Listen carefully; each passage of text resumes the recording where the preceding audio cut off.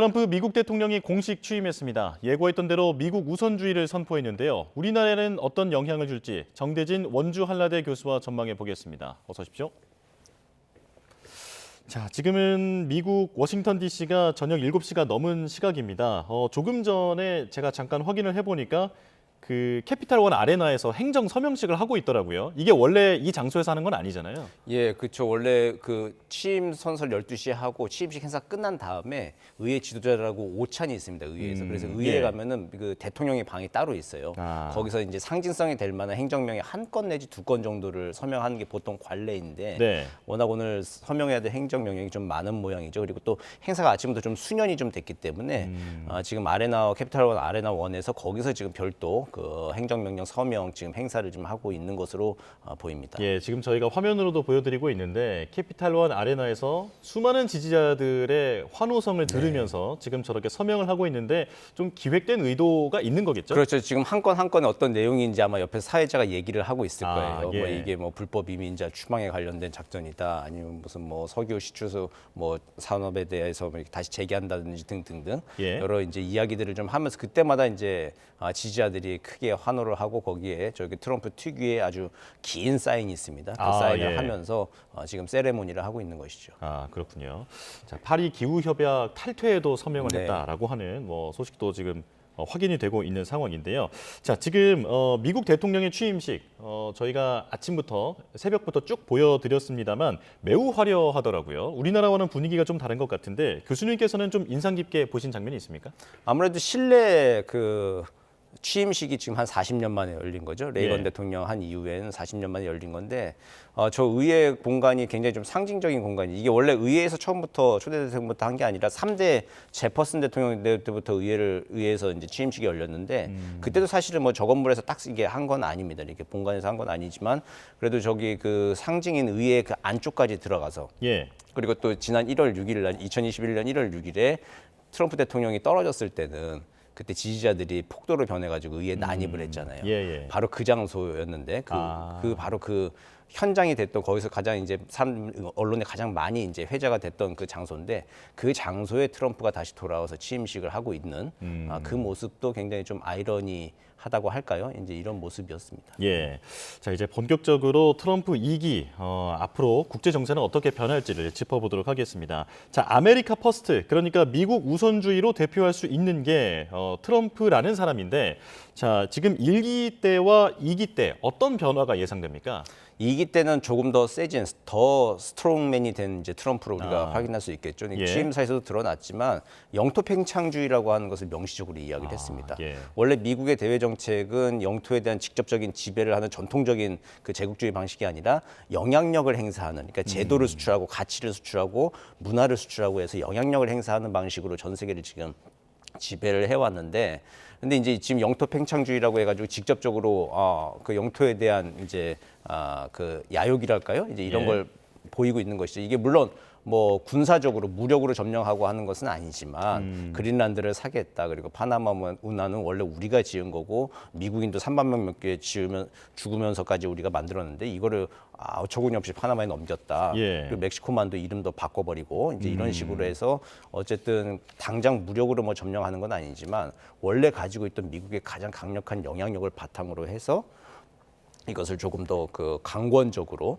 전 세계를 이제 영향력을 더 강하게 투사하는 방식으로 힘의 논리 이게 그 2기에는 우리가 계속 이제 아마 봐야 할 그런 일인 것 같습니다. 아마 오늘 워싱턴 날씨가 이제 체감 뭐 영하 20도까지 떨어졌다고 하는데 네. 트럼프 2기를 좀 상징하는 메타포인 것 같아요. 개인적으로는. 예. 예, 미국 우선주의를 넘어서 이제는 팽창주의까지도 선포를 한 상황이다 말씀해 주셨는데 사실 트럼프 2기의 가장 주목을 받았던 정책은 관세였습니다. 그런데 보호무역 원칙은 확인을 해줬는데 관세 부과 행정명령은 일단 좀 보류를 하는 것 같더라고요. 어떤 의도라고 보십니까? 예, 그 유세 기간에는 뭐 중국의 관세 60%, 뭐 네. 부평 관세 전나라 10%, 20% 때리겠다 이제 이야기를 할 수는 있겠는데 이게 실제 쉬운 일은 아닙니다.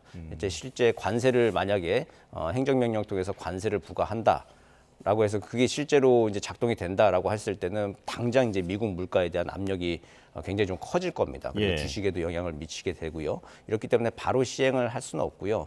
그리고 아마 좀 차근차근 좀 준비를 좀 해나가긴 할 건데 그러면서 관세를 가지고 각 나라별로 그러니까 미국 지금 트럼프 2기의 핵심은 다자주의보다는 양자주의입니다. 예. 각각 나라들하고 1대1로 붙으면서 힘센 자기 아주 우월한 지위와 힘을 이용해 가지고 이익을 관철시켜 나갈 텐데요. 그때 가장 중요한 수단이 이제 관세가 하나가 또 되겠죠. 예. 그리고 또 관세 이야기가 많이 회자되고 있습니다만 사실 관세는 중국에 대해서가 가장 큰 문제가 되는 거고요. 예. 개별 나라들 관세 10%또 보편 관세 10% 하게 된다면은 이게 전 세계 무역이 퇴조되고 무역량 줄어들고 세계 무역 자유무역이 좀 퇴조를 맞긴 하지만 이게 뉴노멀로 자리를 잡게 되면 뭐 그럭저럭 또 살게 되는 거거든요. 각 개별 나라들한테 사실 보조금을 가지고 미국이 힘을 투사를 합니다. 우리나라 같은 경우도 당장 현대차, 삼성 보조금 받을까 못 받을까 그게 큰 논쟁이잖아요. 네. 그런 것처럼 각국이 이제 보조금을 가지고 이제 이야기를 하게 되는데 그런 우월한 지위를 이용해서 그 1대1로 각 나라들에 대해서 협상을 벌이고 이제 거기로 가기 전까지 관세는 아직은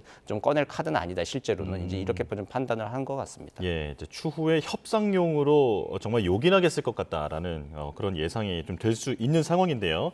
자, 우리나라에 대한 영향을 본격적으로 짚어보겠습니다. 만약에 정말로 보편 관세가 현실화한다면 이게 동맹과 비동맹을 가리지 않고 보편 관세를 매긴다고 하잖아요.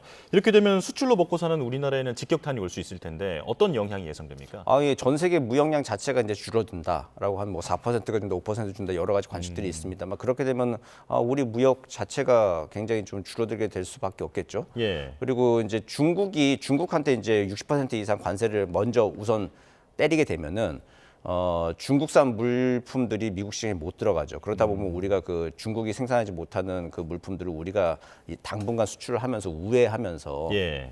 그러면서 우리가 약간 좀 특수를 누릴 수도 있습니다. 근데 이제 그게 1기 때 벌어졌던 현상이거든요.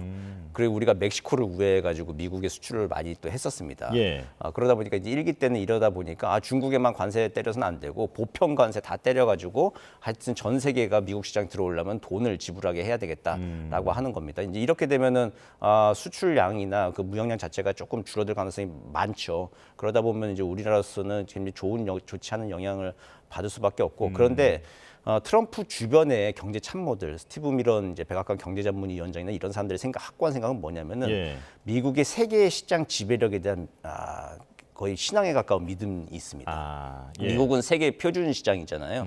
세계 표준 시장이기 때문에 아무리 관세를 올린다 하더라도 전 세계의 그 행위자들, 기업들이 미국에서의 그 시장 지배 점유율을 유지하기 위해서 알아서 물건값을 조절할 거다라고 하는 그런 가정들을 가지고 있습니다. 예. 근데 이제 이게 경제학자들 사이에서는 그거 아니다라고 이제 많이들 이야기들을 하죠. 그러니까 경제학에서도 합리적 합리적 선택을 하는 경제 주체를 이야기하지만 사실은 현장에서는 굉장히 좀 비합리적인 선택들과 혼전 양상들이 언제나 벌어지지 않습니까? 예. 그래서 만약에 보편 관세 10%를 때린다고 하더라도 그렇다고 하더라도 이게 그럼 그에 맞춰 가지고 각 기업들이나 각 국들이 물가 조정해가면서 미국이라는 시장에 접근하려고 노력을 할 거다 보편적으로. 이거는 그 합리적인 가정일 뿐이고요. 예. 현실성 어떤 일이 벌어질지 모르기 때문에 지금 취임 첫날 당장부터 이게 시행은 하지 못한 걸로 보이고요. 이런 사이 좀 시간을 벌어가면서 이제 우리는 어쨌든 조금 더 미국 조야를 더 설득을 하고 이게 그 자유무역의 태조가 전 세계적으로 어떤 불이익을 가져오는지 또 미국 시장에도 결국은 또 불이익이 된다는 점들을 차근차근 잘 설명을 하고 설득을 해나가야 될 것 같습니다. 예. 자, 그런가 하면 국내 정치 사안에 대해서 물론 트럼프 대통령이 사담이라고는 하지만 우리 지금 정치 상황에 대해서 언급을 했는데 모두가 나를 혼돈 그 자체라고 하지만 한국을 보라. 그리고 만약 그들이 탄핵 시도를 멈춘다면 나는 윤 대통령을 만날 수 있다. 이렇게 얘기를 했습니다. 자, 어떤 좀 우리가 무겁게 받아들여야 하는 그런 말입니까?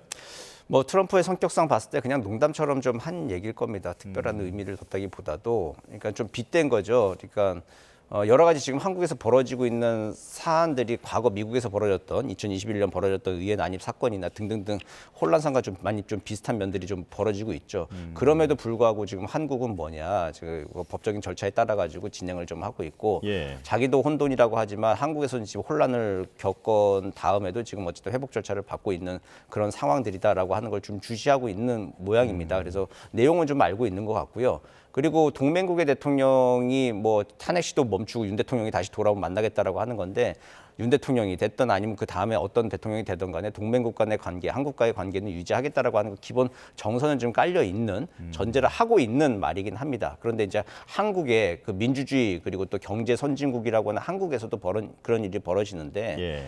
우리 미국에서 조금 혼돈스러운 일들이 있다 하더라도 충분히 다 극복할 수 있고 별 문제 되지 않는다. 라고 하는 이야기를 좀 빗대어서 한 것으로 해석됩니다. 예. 자, 마지막으로 이건 좀 간략하게 부탁을 드릴게요. 네. 지금 미국과 북한이 직접 대화를 하면서 한국을 패싱할 수도 있다라고 하는 우려가 나오고 있지 않습니까? 이 부분에 대해서는 어떻게 전망하십니까? 2017년, 18년도 그때는 급진적인 현상 전환이 있었죠. 근데 지금은 급진적 현상 전환보다 점진적 현상 전환이 우선 그 예측이 됩니다. 예. 트럼프 스스로 밝혔지만 우크라이나가 가장 급합니다. 그다음에 중동의 가자 전쟁 그리고 상수처럼 되는 중국 때리기를 위한 진영 구축 이런 것들이 먼저 급하기 때문에 올해 당장은 이제 북한에 아주 큰 어프로치를 할 가능성은 많아 보이진 않고요. 북한도 올 연말에 당창건 80주년 그리고 내년 1월에 9차 당대회 준비하는 게 우선 또 급한 시기입니다. 그래서 올해는 아마 조금 북미 양측 다 숨고르기를 하는 한 해가 되지 않을까 조심스럽게 관측해 봅니다. 예. 자, 이슈가 워낙 많아서 또 모시고 말씀을 드려야 될 것 같습니다. 자, 지금까지 정대진 원주 한라대 교수와 함께했습니다. 고맙습니다.